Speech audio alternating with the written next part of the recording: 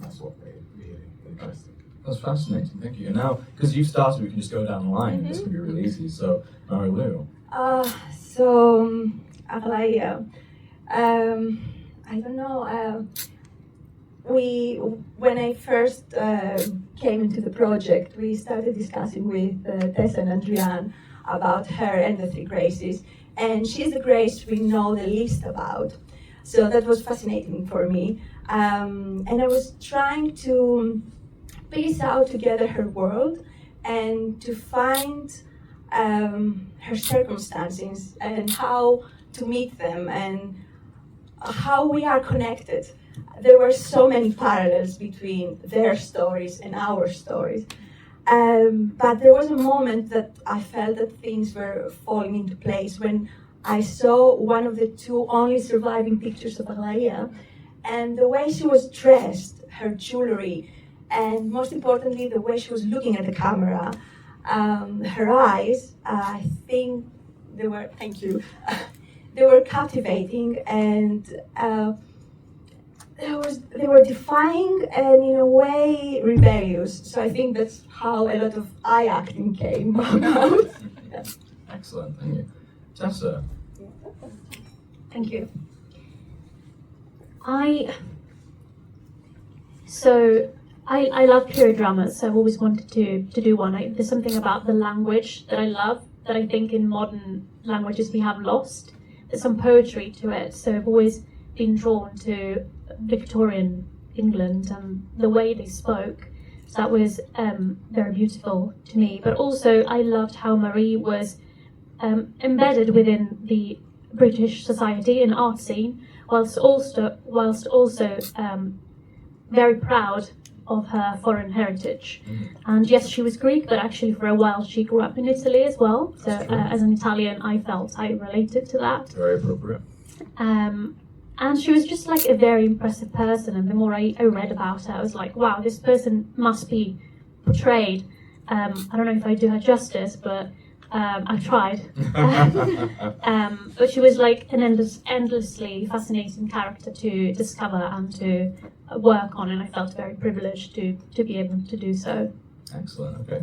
Andreane, I know there's a lot you could say. There's so much I could say, but being the screenwriter, it's actually been, because I knew from the start that I would be Maria in this, but being the screenwriter, obviously researching Maria's life so much, very extensively, I came to realize that the way she was written about, because there's no existing biography of Maria, or I think for Marie there's one of her and her husband together, for Aglaia there's nothing. So whenever they're mentioned really, it's in history books or art history books about great men, like great male artists like Dante Gabriel Rossetti and Edward Burne-Jones, or William Morris. And there was a lot of misogyny, especially with Maria, because she, it's kind of after the events of this story, but she had this very sort of illicit affair with Burne-Jones, and it was very dramatic, and she's kind of seen as a harpy, she's seen as a very sort of sexual person, if that makes sense, like, which for Victorian moral standards was, you know, obviously so antithetical to how they existed. And I thought she's probably kind of the victim of a lot of misogyny from historians. So I really wanted to show a different side of Maria, which she can still be a bit maybe sensual, but it's not. But she's kind of wacky. She's kind of zany. She's strange. But maybe people interpret that as something more nefarious. Something more nefarious, yeah. And malicious, which actually I don't think it was. And from all accounts, she was actually, you know, brilliant. And she was an amazing sculptor. So it's just it's just so strange that that's the image people have of her, and it's lasting. And I just wanted to show like a different side to her. So that's the screenwriting side. As an actor, it was really fun to play that. So obviously, like, I made this project, so I can't say that it was cast in it or I was attached to it or someone approached me. But rather, I thought, okay, what's the most interesting way to play this woman that is not stereotypical and is not, you know, doesn't have all those layers of misogyny that I've seen so much whenever she's mentioned. Okay, thank you so much. Now we're going to go rapid fire for this next one. We'll start down at the end with you again, Dan. What's the most fun moment you had while working on this project? I think the group scenes in the big space was just quite fun because we could bounce off one another. There were so many moving parts in it, and it was intense because we needed to get so much covered. There was continuity, there was costumes, it was very warm as well, if I remember right. There were lots of moving parts. Not as warm as going this on. week. Yeah, not as warm as this week. Could have been but it was worse. Still warm, very warm for those kind of costumes, but Yeah. very laughing at it. That was my favourite chunk. Excellent. Okay. Marilou. For me, definitely the 3 filming days were amazing. But I think for me, the process before the filming was amazing. Like the visiting the galleries to see Pre-Raphaelite art, the research, visiting the resting places. Yes, true. Yeah, and I think the side quest where me and Andreane went to find elliptical crinolines in the national department, like the Boston, yeah, that was a very nice side quest that I will always cherish, I think. Yeah. Okay, thank you so much. Tessa, a moment that stands out for you. So many, but I think I really enjoyed, in particular, we had a photo shoot we did to promote the 3 races Oh, yes. with an amazing photographer called Kate Kunter. And we were wearing dresses made by a London-based Iranian designer. And it was the 3 of us frolicking in the garden. In Hampstead. In Hampstead. It was such a beautiful day. We had a picnic and it was just like a special moment. But then again, so many with it. Casting was fun, watching all the tapes, seeing the characters come to life, seeing the Marie's resting place. So, Of course. yeah, too many to choose from. And again, I mean, try to hone it down. I'm sorry, I'm chatty.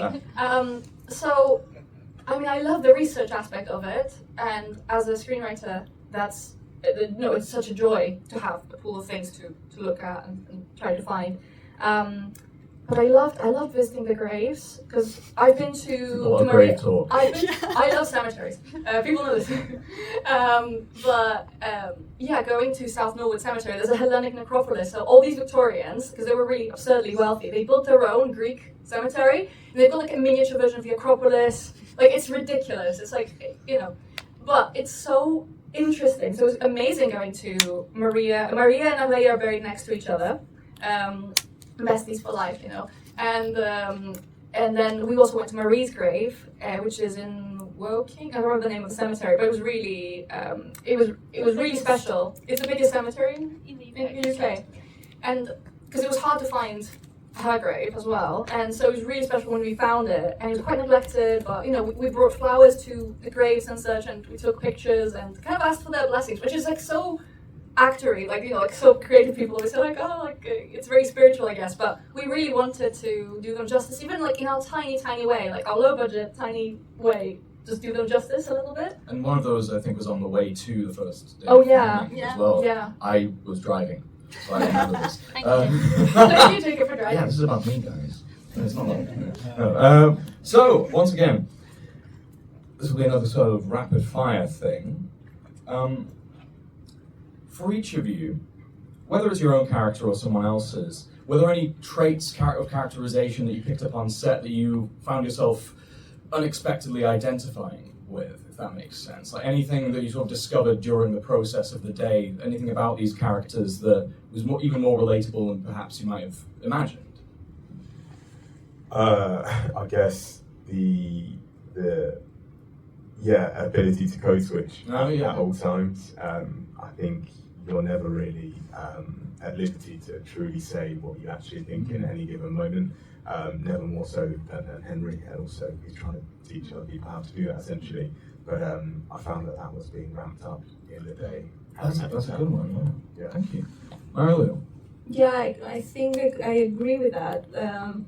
And like especially in the gallery scene, when that the first moment when we don't behave properly, and the people, like the actors, were looking at us, and you could hear the talking about, oh, they're strange, they don't belong here. That immediately informed something in me as I had that in the back of my mind, but when it was happening on set, it was like, they may not belong here. Tessa, anything from you? I think Marie is the most perfectionist of all of them, and she wants to be in control, and she is upset when things don't go the way she wants them to go. I think I know where you're going with this. I know. I'm not saying I'm exactly like that, but there is an element of it, and being on set and thinking, as a producer as well, having like two brains, and being like, okay, do we have time to finish this scene properly? Can we do it again? So there was a bit of that I think maybe influenced the character in some way. Psychological discussions here. And of course, Andreane. So, I very much agree with what you guys said about the code switching. So I think also the people getting your name wrong, because anyone who has a foreign name usually will have their name completely butchered and mispronounced. I changed my name when I moved to the UK, and I'm Andreane, even though my name is Andriani. People can't say it. If they see it written out, say Adriani. Like, I literally, no, I hate that. So I'd rather they say the French version of my name, which is probably easier for English speakers, than them butchering my Greek name that I'm very proud of. And like that, for example, with Aglaia and being called Aglaia, I hope people got that joke, but it was important to me like that we include things like that, because people do genuinely do this all the time to people who have foreign names, constantly. And it can be very helpful, and you get used to it, but we shouldn't get used to it, people should do better, I don't know. That's how I feel about it. But I don't know, I feel like I kind of, in a way, I connect to all the characters, and they're all kind of, maybe this is selfish, but they're all facets of me, because I wrote, especially the 3 Graces, they're all kind of like different sides of my personality and people I've seen and traits and such, so yeah. That makes a lot of sense. And we have one last question before we'll open things up to the audience for a little bit. And this will just be for Andreane and Tessa. And this was touched upon in your speech momentarily. But what are your future dreams, if you could, again, summarize for this project? Should I start? You can start. Okay. So many dreams, but essentially this is a pilot. So what we're hoping to do with it is present it to some networks, some producers, and hopefully if they like it enough, we might make it into a TV series. So that's the dream, which has been mostly written, but might be. Thank you. Might be revised. So we encourage any sort of feedback you have, because we'd like to make the best project possible. So yes, if you have any thoughts, please do share, and we'll work further on the project. I can be.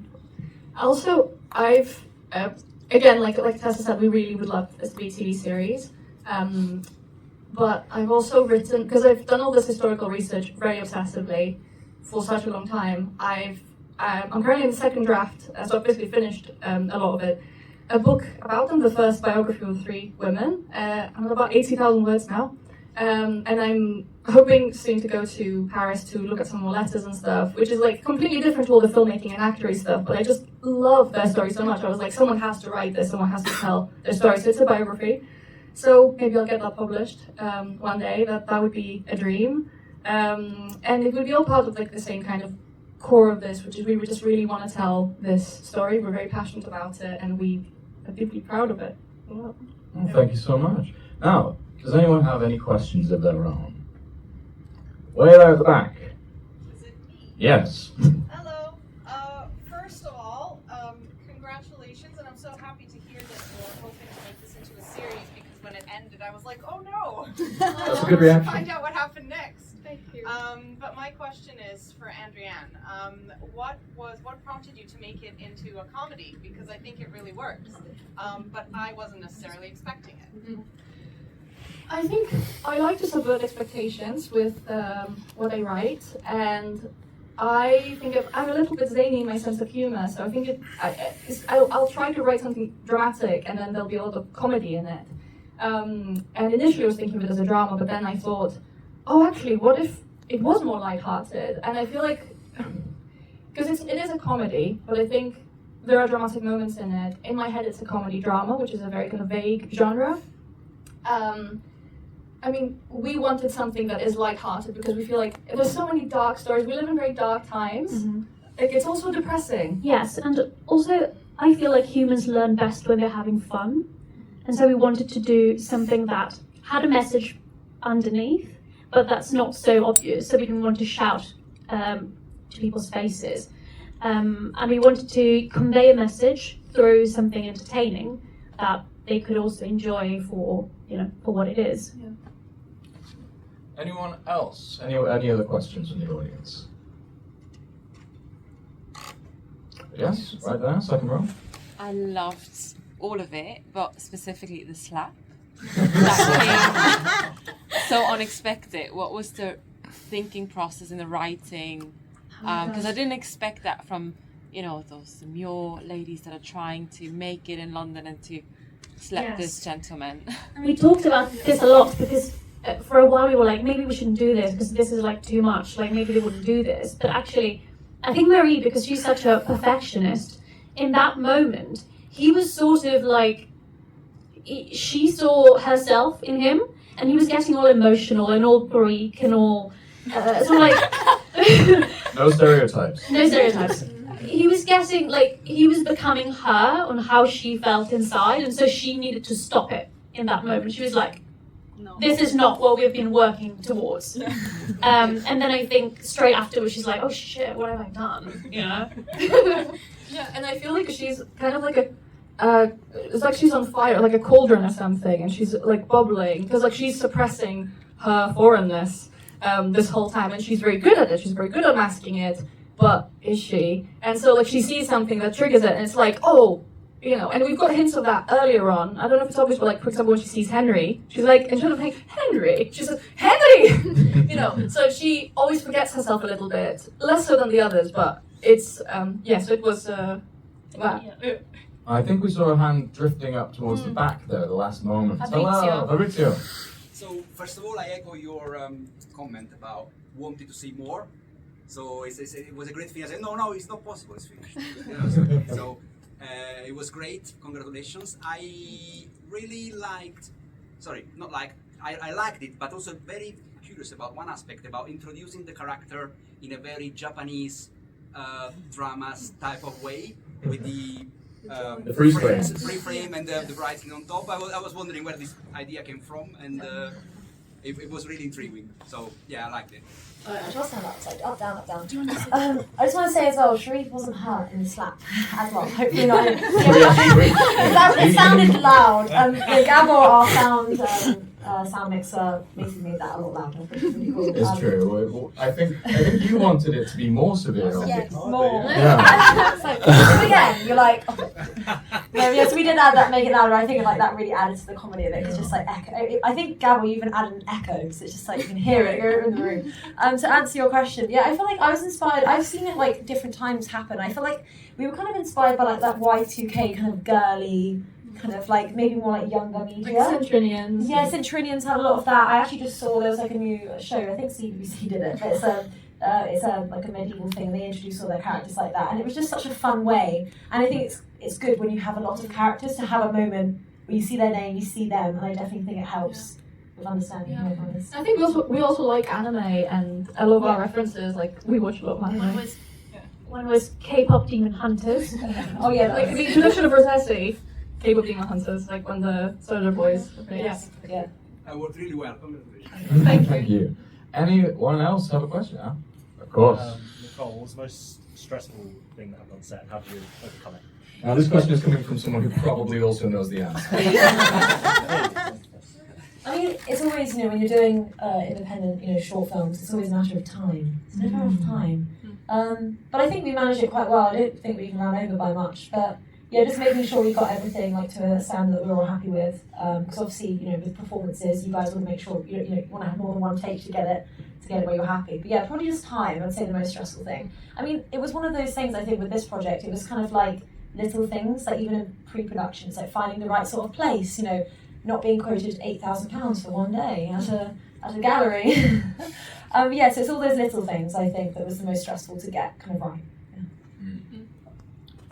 Oh, we've got two. We'll have one in there in the middle, and then we'll have you on the side there. Does that make sense? Yes. I guess this is more a question for the vision of the TV series, if it got to that point, which hopefully it did, because it was brilliant. I guess I just had a curiosity about something I really enjoy personally in like a TV series or a film is like flashbacks and exploring a character's history. So I guess I just wondered whether that was an idea that you'd maybe had, and how much we'd get to see of the GRACES journey, the journeys before they arrived in England, basically. And Yeah. Yes, I have a lot of plans for that because I've written all the episodes. Although you don't have to when you're doing a proof of concept and such. But yeah, so it's there's a lot of that. Yes, like for example, Maria, she's coded neurodivergent in this. In our version, the series version, I've written for her to be very specifically addressing how neurodivergent people were treated in the Victorian era. So I did a little research on that. There's things about, based on reality, things that we kind of filled in, like with our sort of different, I think we'll have your question as the last. Okay, it's a bit of a long one. Okay, good. So it's not exactly going to be formatted as a question. So I'm Konstantinos, I'm from Greece, and I'm a friend of Tessa's. And then we we were apart as it sort of happened in London, so I haven't had the chance to see what news she has. And now I'm introduced into this project, meaning that I have, made a lot of findings. First of all, congratulations, because it seems the quality of your work and your standards are very high. So congratulations there. Amazing, well done again, honestly. Just want to say a big thank you to Julian as well. Obviously done very much, doing lots of things, colour grading, editing on the day, obviously filming as well. So it wouldn't be possible without him. Thank you. Yeah, very much. I, for one, just want to expand upon something you briefly touched upon. So, likewise, here in London, I have struggled being acknowledged as a Greek actor. I currently have an amateur theatre company that has 70 clients, most of them from Greece, some of them from Italy, who just gather together every week as a community to do some acting, and it's very affordable, so it's not for profit. And in that community, I have realized that this thing you mentioned does exist a lot. So are we being acknowledged as Mediterranean, where in the job applications we don't even have subsections to say we're from there specifically? And sometimes actors can be self-centered, but in reality, I think it happens to other professions as well. So if you're a therapist, a writer, maybe you're a creative of another type, are you being acknowledged, or are you being ignored because of your accent, your status, and your heritage, right? So that's why I said it's not going to be formatted as a question, but is this something that propelled you to create this? Obviously it was, but to what degree? It's very fascinating that I've met like-minded people. I'm not saying that there's injustice out there. Obviously, if you have talent, you will be acknowledged. But it's something that happens to, it's floating in the air, but nobody has ever formatted it or has never said it. And it's very cool that you didn't make a short film about a struggling artist who's not being acknowledged because he's Greek and then he gets depressed, but you instead made a Victorian film about three personalities that existed to indirectly show in a comedic way that this is a reality. Yeah. Thank you. Thank you for that. I mean, yes, write that review on Letterboxd. I was going to say before we go, because we have to get out. So we are on time. This is a QR code to our Letterboxd and Instagram, so please, if you can, scan it. It's also on your little pamphlet, leaflet things. It'd be really lovely if we could hear some of your opinions, or if you just add it to your watch list. And if you have any more questions, please, I will voluntarily say that you can bother these people as much as you want. So just to quickly address that, because I don't have a ton of time. Yes, absolutely. I mean, the stories I could tell, not just from myself, because I'm a bilingual person, I'm very privileged for that, but, a lot of my Greek friends have been, experienced, and not Mediterranean friends, foreign friends generally, haven't had the best experiences. Like my cousin worked at a very big design company until a few years ago, and the head of the company was making fun of her accent non-stop. Like, he was like, I want you to come into my office just to hear you say these words. And she has a very strong Greek accent, and that's quite, we don't really have a place to talk about that.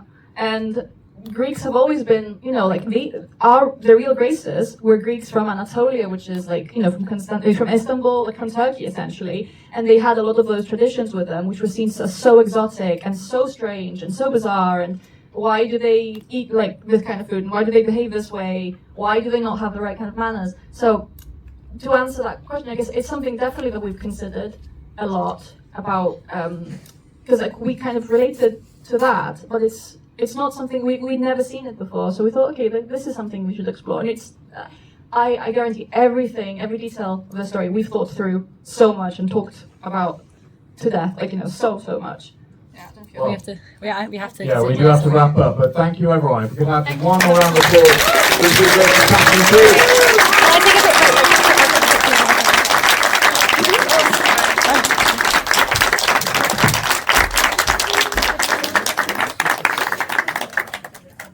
There we go. We can leave. Okay. So we get these. Oh yes, thank you.